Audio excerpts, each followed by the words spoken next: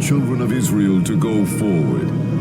But lift up your rod and stretch out your hand over the sea and divide it.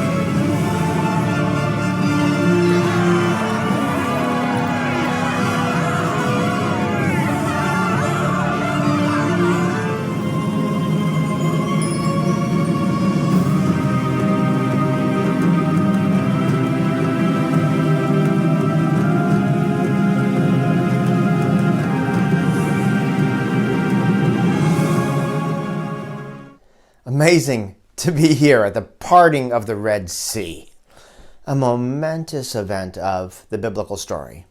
Fortunately, my Apple Watch is waterproof. Most any biblical scholar would give her two front teeth to be in on this experience. I'm Professor Stephen Cook of Virginia Theological Seminary. Welcome to the climax of the Exodus liberation. We're here especially to probe into the divine violence in this story. What are we to make of the violent total destruction of the Egyptian army by God? Can this really be a spiritual and Christian narrative? Consider that the true and primary object of God's violence here is a suprahuman force of destruction, cosmic chaos. To be more specific, in canonical context, the true villain of the story is the aqueous sea monster of creation combat fame. At the Red Sea, God splits the monster in half, just like monster Tiamat of old. Pharaoh and his legions are part of the story, yes, but not in the role of a direct combatant of God. As God defeats monster sea serpent, Pharaoh and his forces of enslaving legions are done in by their own hubris, not by God's direct engagement. In effect, they choose to meld with the tumult of the sea monster. Pharaoh grows himself into a little sea dragon, and God allows him and his legion to self-destruct in the story, but this is essentially an Aikido strategy, letting the various forces of chaos interact and swallow each other up.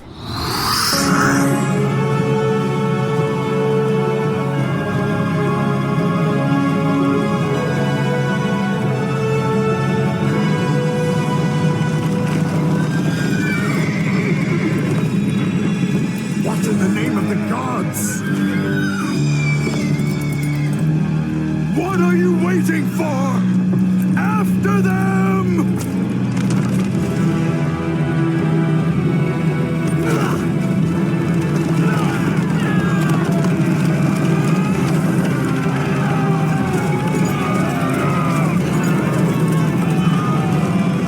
Do not let a single Israelite escape!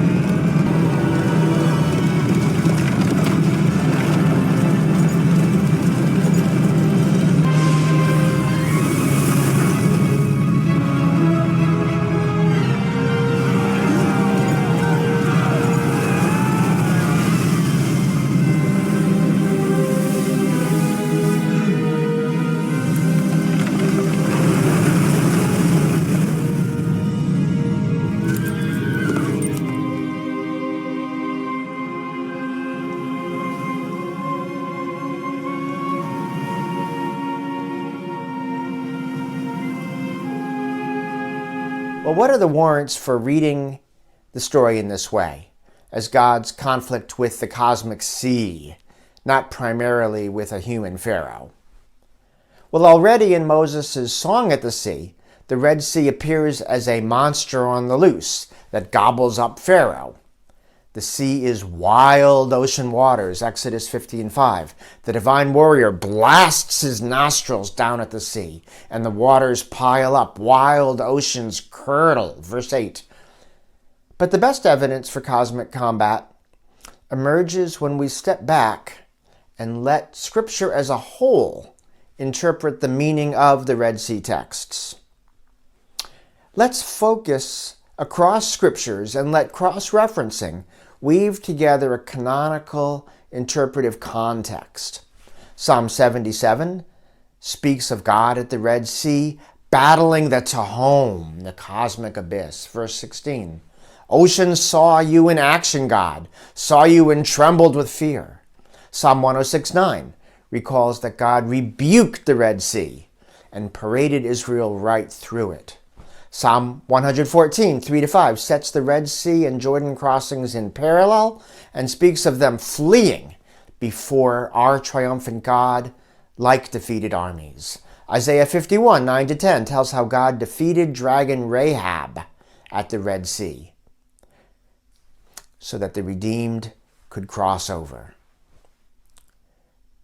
Now, God released the cosmic dragon once Israel had escaped, once Israel had gotten away from Egypt, and that allowed Pharaoh to dive into its mouth, which he did out of a deranged fixation on himself swallowing Israel.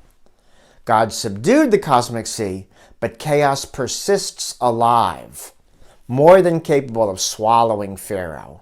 Psalm 106:9-10 speaks of God's rebuke of the Red Sea foe, not of its annihilation.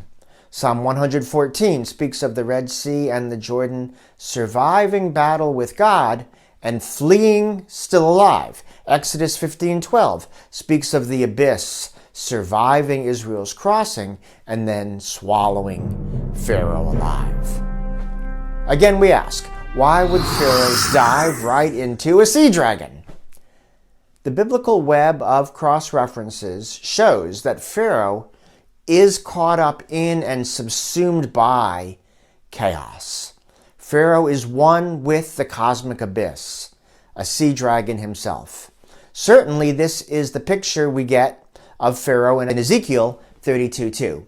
Pharaoh doesn't calm the Nile, but thrashes about in it, stirring up the muck. Indeed, Pharaoh aspires to rock the cosmos, according to Ezekiel. And now this becomes even clearer when we look at the New Testament's remix of the drowning of Pharaoh and his legions.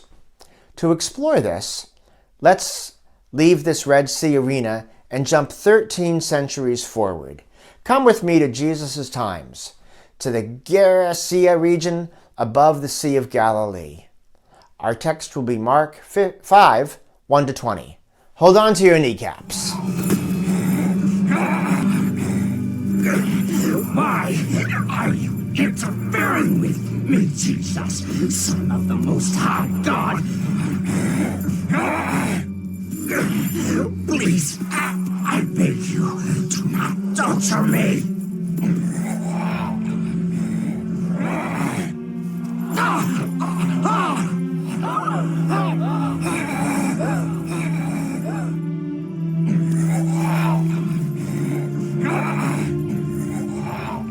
Come out of the man, you evil spirit. What is your name? My name is Legion, because there are many of us inside this man. Send us into those pigs. Let us enter them.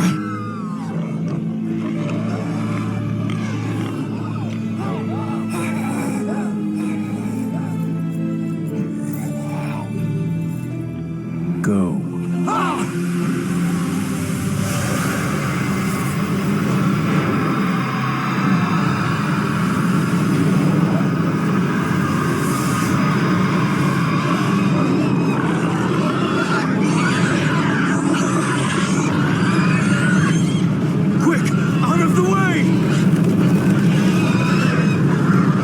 As Mark 5 begins, we see that the demoniac's oppression by demons is all about tombs and death and self-harm. In a word, swirling chaos.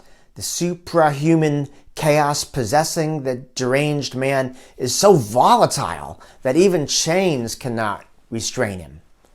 What an indictment of Rome's military subjugation of Gerasa, a region fallen to Vespasian, the Roman general who went on to eventually subjugate Judah in 66 CE.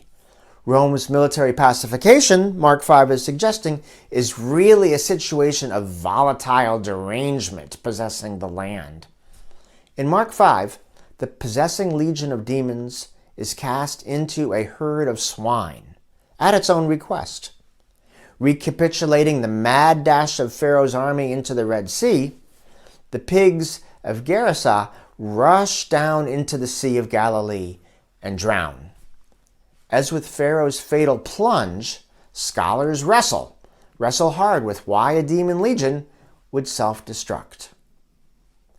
But in both cases, the answer turns on how tyranny tends to break all bounds, wildly stirs up chaos, and ends up thrashing about in muck.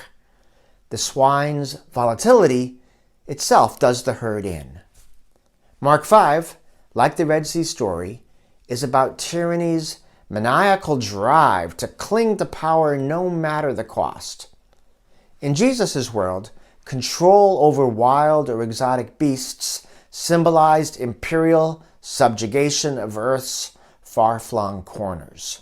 Thus, the legion's desire to possess the swine herd symbolized Rome's determination to permanently possess Gerasa and all places like it. Indeed, it symbolized Rome's use of rape to subjugate these places. Early readers of Mark 5 would have interpreted the legion's passion about entering piggies as a macho pig desire to pork. To violate a piggy was Roman slang, a metaphor with ripples even in the Muppets, where Miss Piggy is known for her excessive libido and her indefatigable self-image as a desirable piggy. There's ironic humor, then, in Mark 15's critique of the evil, superhuman spirit of imperialism that stands behind the Roman occupation. Early readers of Mark 15 would know that the 10th Roman Fretensis Legion had a wild pig, a boar, on its standard. The 10th Legion was part of the sieges of both Jerusalem and Masada, and was stationed right in the Jerusalem area after its fall. Mark 5, at least on one powerful level, is a story of God's eventual liberation of Israel from these specific troops. The destruction of the swine of Gerasa is a major Aikido move on Jesus' part. Repeating God's Aikido work at the Red Sea, Jesus bends back and allows the great ironic fate to befall the legion. Thinking they are macho boars porking around, the legion actually turns itself into the object of its own oppression and derision. The legion transforms themselves not into porkers, but into vulnerable Miss Piggies. Or, from another angle, the legion is so obsessed with asserting their dominance over local lands and beasts that they foolishly do themselves in as they slaughter their poor swine hosts to prove their tyrannical, macho, boorish power to subjugate the land.